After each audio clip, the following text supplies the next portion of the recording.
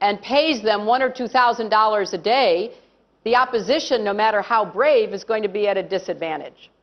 If you have a leader who is willing to bomb his own people, the opposition, which is not armed with anything that can protect against that, is going to be in danger. So our goal in the Security Council today is to convince the Security Council to authorize more actions, including a no-fly zone, but other actions as well, and then to see how many countries are willing to actually do what the Security Council has authorized us to do. Can you repeat it, please, because it sounds so good. Gaddafi must go. Yes, right. Okay. Well, we have said that. But, you know, I think it's especially important for Tunisia and Egypt, because you've seen what has happened on your borders. And I have to compliment Tunisia. In the midst of your own transition, Tunisians were so generous in helping the refugees on the border. I stopped at the Red Crescent Center this morning, and we've been helping the Red Crescent, we've been helping your government, we've been helping the international community with funding to take care of the refugees.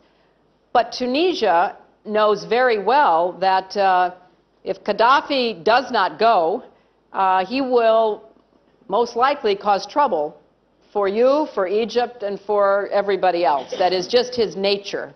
You know, there are some creatures that are like that. So we have to be aware of that, and we know that there is no good choice here. If you don't try to take him out, if you don't support the opposition, and he stays in power, we cannot predict what he will do. Now, if he does go, like if tomorrow there were no Gaddafi, it's very unclear what would replace him. So that is also a worry for Tunisia and Egypt.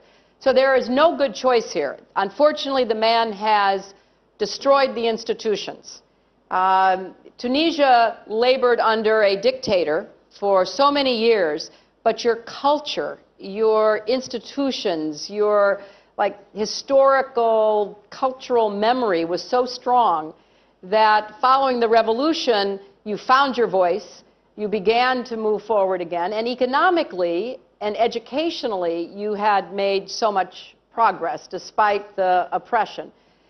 I mean, Libya is just in such a dreadful state because of his horrible leadership over, 42 years. And so Libya is going to need a lot of help. لكن مدام كلينتون السؤال المطروح اليوم من بعض المختصين